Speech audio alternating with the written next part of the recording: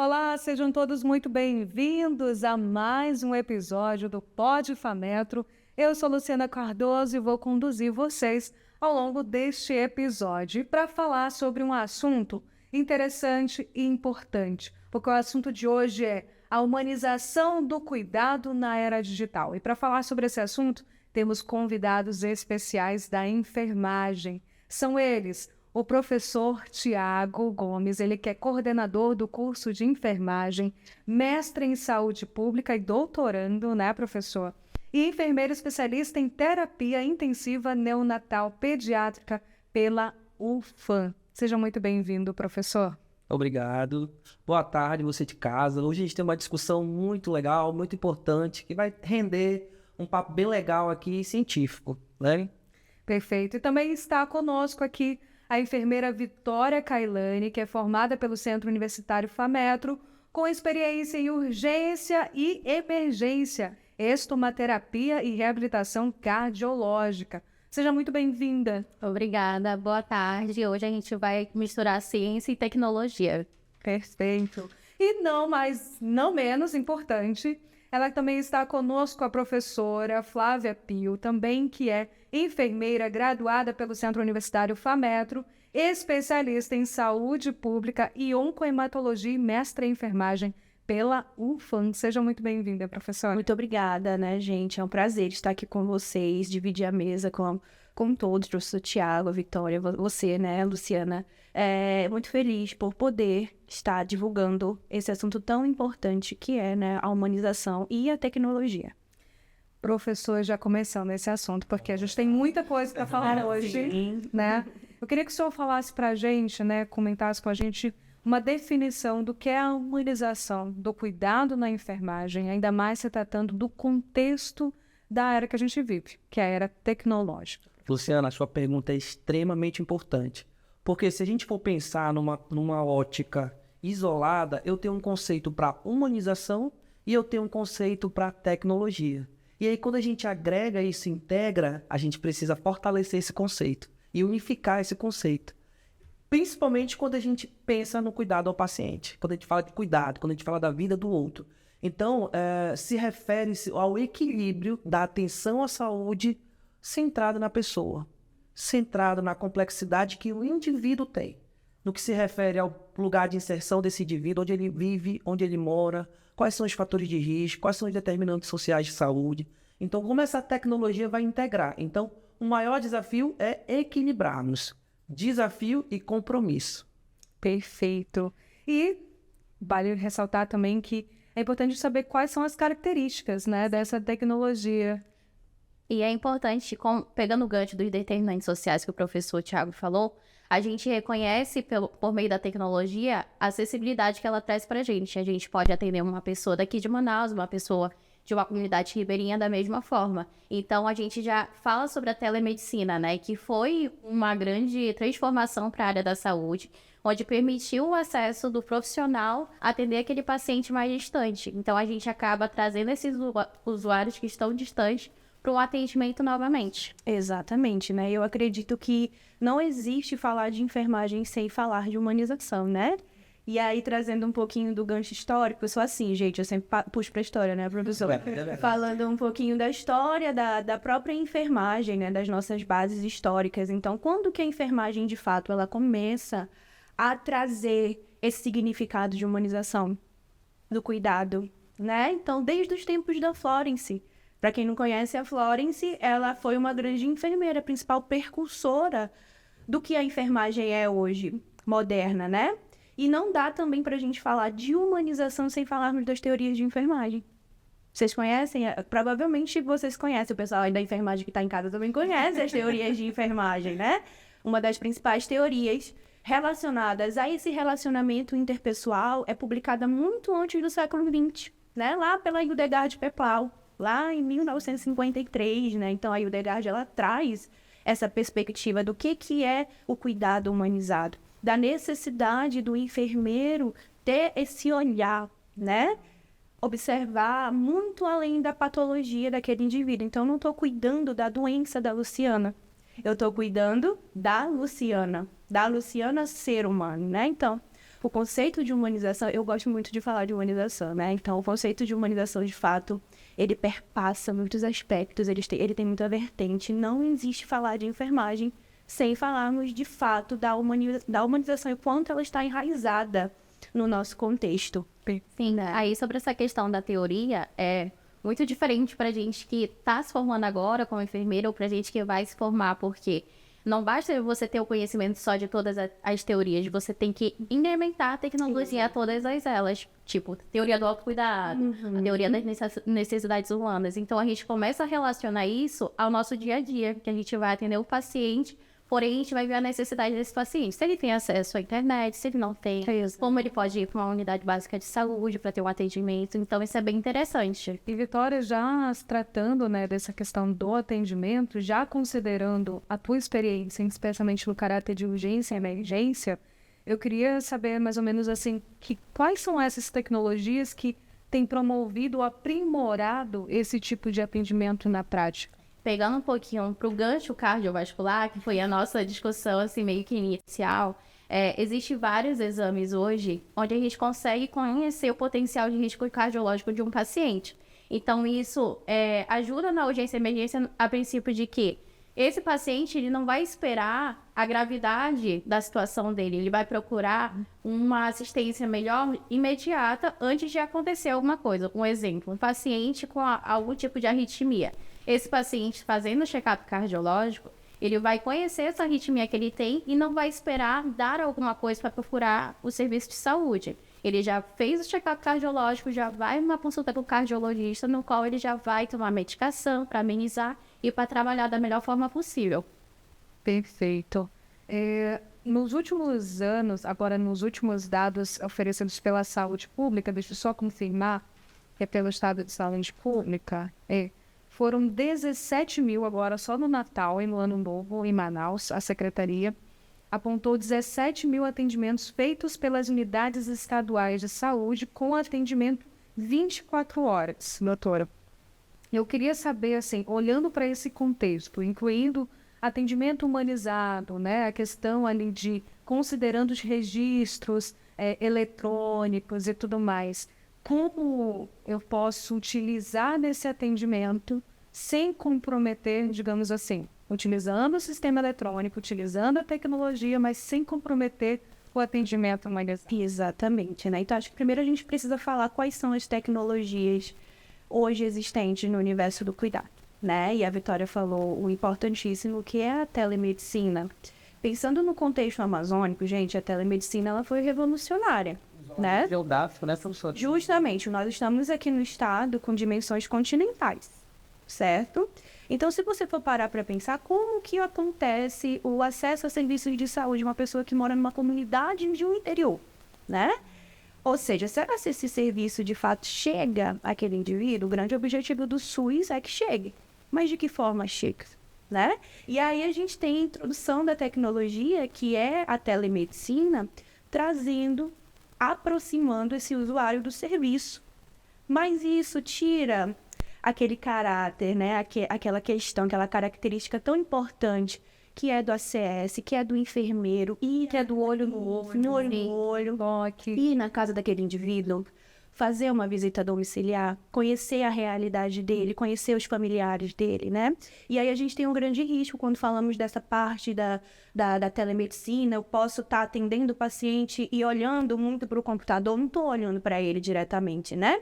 Então, o atendimento muito robótico. Isso, mecanizado. Então, a gente precisa entender essa perspectiva e no momento em que eu, enfermeira Flávia, estiver atendendo um paciente, neste momento, eu vou fazer de tudo para tentar manter a humanização mesmo virtualmente. E, professora, não é sobre substituir. Não é sobre É só mais uma ferramenta. Então, não é sobre substituição, mas é sobre integração. Então, a gente precisa integrar. Avaliar contexto, processo da doença de regiões, isso é importante. Então, talvez a telemedicina não seja tão importante para o Rio de Janeiro, por exemplo, um exemplo. Mas para Manaus, quando a gente pensa na nossa realidade, nos nossos determinantes sociais de saúde, tem uma relevância maior. Não que vá substituir o profissional. Acredito. Não que vá substituir a assistência direta do profissional, né, diante do paciente. E em relação à pergunta que a professora Flávia respondeu muito bem, a questão e eu acho que é muito importante a gente salientar isso, Luciano, até para quem está nos ouvindo. Não existiu tecnologia e passou a existir a segurança do paciente. Existiu segurança do paciente muito antes do que a tecnologia. Então, eu afirmo com absoluta certeza que não existe tecnologia em saúde, implementação de qualquer tecnologia sem a política nacional de segurança do paciente. Então, a gente precisa focar na vigilância em saúde, na segurança do paciente. A gente tem política para isso. Nós temos metas nacionais, nós temos metas internacionais. E só para vocês terem uma ideia, o Corém São Paulo, né, que é o Conselho Regional de Enfermagem, tem 11 metas. Né? As metas internacionais são 6, juntamente com a nacional. E o Corém lançou aí 11 metas que vão garantir e viabilizar a segurança do paciente. No que se refere à cirurgia, no que se refere a exames laboratoriais, transfusão de hemocomponentes, né? Que a gente progrediu bastante na segurança. Então, tem que ter vigilância. E nós temos protocolos para isso, nós temos POPs para isso. Para qualquer implementação de tecnologia, a gente precisa obrigatoriamente implementar a vigilância em saúde. Ela precisa acontecer. Isso. E o enfermeiro faz isso muito bem, né? Que é a avaliação de risco, onde a gente faz esse levantamento das fragilidades e das potencialidades para que a gente implemente e proporcione uma assistência integral, equitativa e de qualidade e segura para o nosso paciente. A partir do momento que a gente fala sobre o avanço das novas tecnologias, eu tenho um questionamento, né? Acho que todos podem até responder. De que forma, por exemplo, né, a tecnologia ela pode dificultar ou facilitar, ou até tornar um pouco difícil o acompanhamento do profissional? Porque a gente soube agora recentemente de um caso que repercutiu, né, em Manaus, não só em Manaus, mas em todo o país, né, do caso Benício, de um garotinho, né, que foi ali para ser atendido e que acabou recebendo um medicamento, né, que infelizmente culminou em sua morte. E existe ali alguns erros médicos, mas entre um dos erros apontados pela autora era o problema do sistema, né, do sistema eletrônico.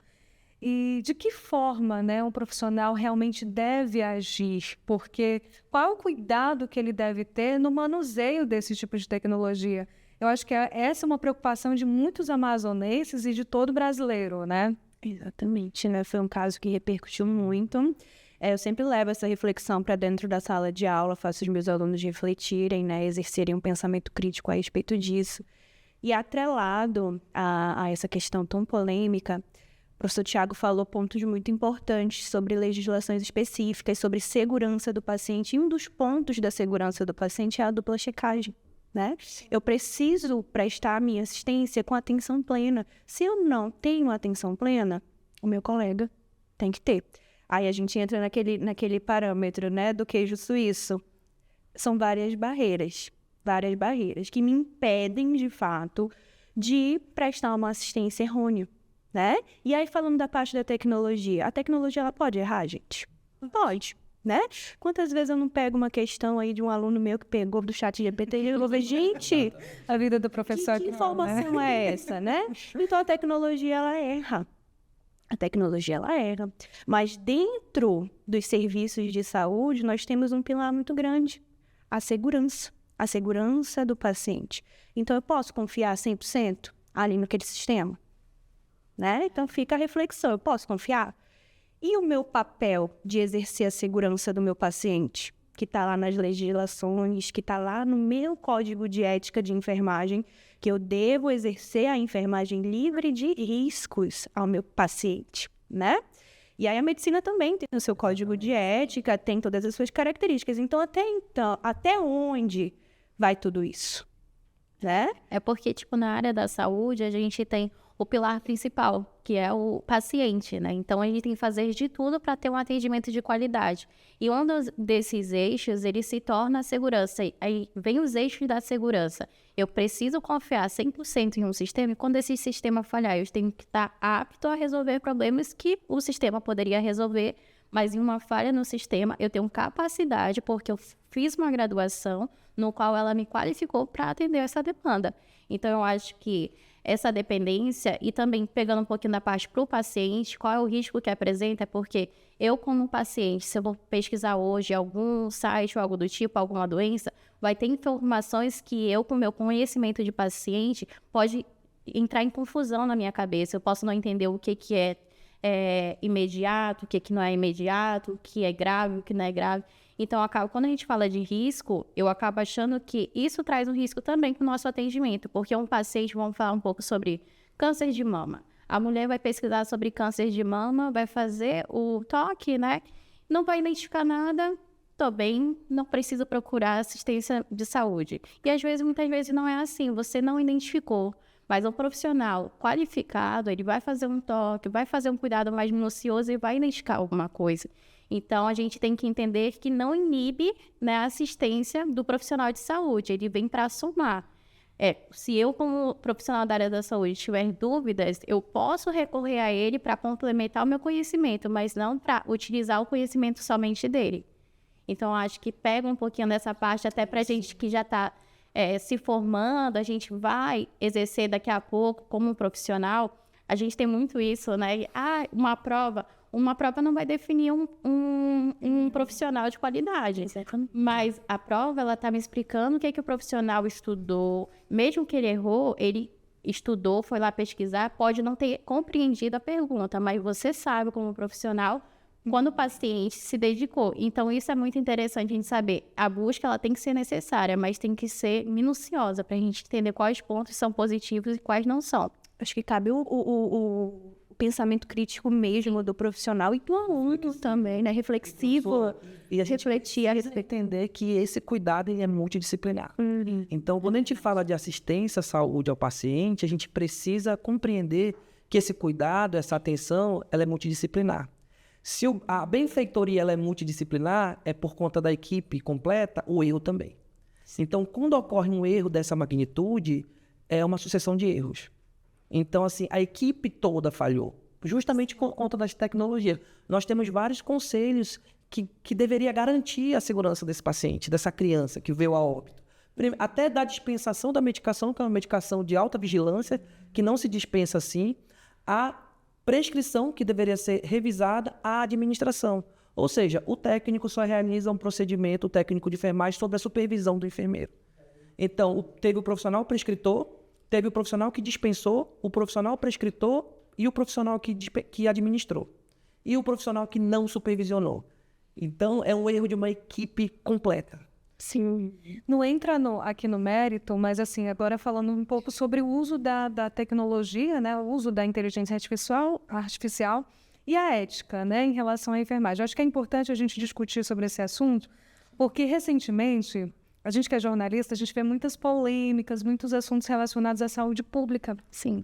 E recentemente, eu vi uma matéria em que apontavam algumas denúncias, né, em um hospital não que se referisse ao estado do Amazonas, mas eu acho que, né, a gente está passível de algumas coisas. E aí, nesse vídeo, mostrava alguns profissionais, entre médicos, né, enfermeiros, que utilizavam da inteligência artificial para manuseio, inclusive para indicação de alguns remédios, né? E a gente entra num estado um pouco perigoso, né, das coisas. E eu queria saber essa relação, assim, de vocês, né? Sim. Até que ponto eu posso utilizar a inteligência artificial para me auxiliar em alguma coisa, de modo que isso não interfira no teu conhecimento profissional ou, enfim, de algumas coisas, mas eu queria entender isso, porque, obviamente, para a gente que é paciente, imagina você estar lá sendo atendido e o profissional está lá pedindo auxílio à inteligência artificial. É um tanto, assim, pra gente é um tanto lhe dá um certo medo. E é para ter medo, sabe?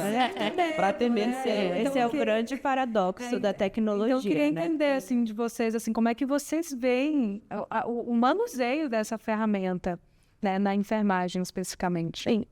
Eu costumo dizer uma coisa, professora, para os meus alunos. Seja aluno da enfermagem, seja aluno da medicina, seja aluno de pós-graduação, seja qualquer aluno que é de saúde, que é das ciências biológicas. Não existe atalho, Luciana. Quando a gente lida com o paciente, não existe atalho. Não dá para pegar atalho. Porque a nossa prática ela é uma prática baseada em evidência científica, onde a clínica do paciente é soberana. Quer um exemplo? A hipertensão arterial sistêmica numa mulher de 30 anos, branca, não é a mesma doença, não tem a mesma repercussão numa mulher de 30 anos negra, por exemplo. Porque a gente tem um fator importante, a raça. Então, tem raças, tem gêneros que vão ter propensão para a disponência de algumas doenças. Então, eu preciso entender isso. Eu preciso entender essa complexidade e atender meu paciente individual. Ele é um indivíduo. Isso. Eu acredito, é algo até que eu venho tocado muito na tecla a respeito dessa característica, e o grande paradoxo, né, da tecnologia é justamente esse, os benefícios. E aí eu acredito muito naquilo que já falamos aqui, do agregar, né? Agregar. Gente, é muito legal quando você tem, por exemplo, um aplicativo que te auxilia a montar a escala do plantão. Que a gente sabe que é um terror, né? É cálculo, É um terror, né? Então, faz cálculo. isso, cálculo de dimensionamento. Então, olha a importância de ter um aplicativo que te auxilia nesse contexto. Mas quem é que vai conhecer a equipe de fato? Você, enfermeiro. Exatamente. Né? Então, é um potencializador do teu raciocínio, do teu trabalho. Aí a gente, né, tem todas essas repercussões dos problemas que podem acontecer, mas concordo com tudo que o professor Tiago falou. O olhar do enfermeiro sobre a clínica tem que ser soberano, certo? Mas nada me impede que eu utilize como auxílio a inteligência artificial. Como auxílio, né? Mas aí eu vou utilizar uma inteligência artificial lá dentro do meu consultório, estou atendendo o paciente, estou passando visita. Aí eu estou lá na IA. Inclusive, os alunos, eu sou professora de administração e enfermagem, nós fazemos a feira do empreendedorismo, onde nós levamos várias tecnologias. E uma das tecnologias desenvolvidas pelos meus alunos foi justamente um chat GPT para enfermagem. Que vai ter a edição 2026, né, professora? Isso mesmo, Já vai ter ligados, dia hein? 23 de abril. Olha aí. Segunda edição da feira do empreendedorismo. Então, é um momento que os alunos, eles utilizam para levar as ideias deles. E eu acho super interessante, porque eles realmente têm muitas ideias a respeito de como agregar a tecnologia com o cuidado. E não substituir, eu sempre deixo isso muito claro, gente, não é a substituição.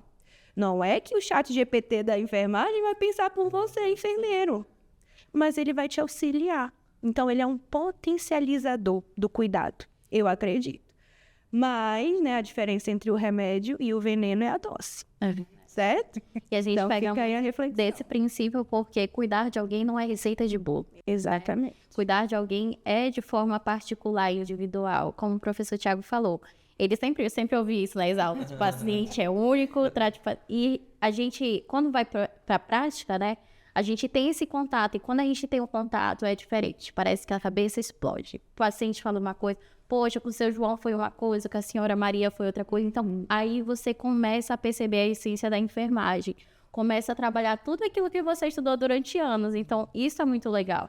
Aí, a parte da tecnologia que vem para agregar você nossa, eu não lembrei disso, mas quando eu chegar em casa, eu vou dar uma checada. Só para ver se tudo que eu falei tá certo. Eu não falei, não tá certo, no outro dia eu vou estar lá, o seu João vai estar lá, vou me corrigir. Então, ela tem que vir como uma ferramenta para você crescer e não diminuir. Exatamente. E a gente consegue, com base no que a gente está discutindo aqui, falar com tranquilidade, Luciana.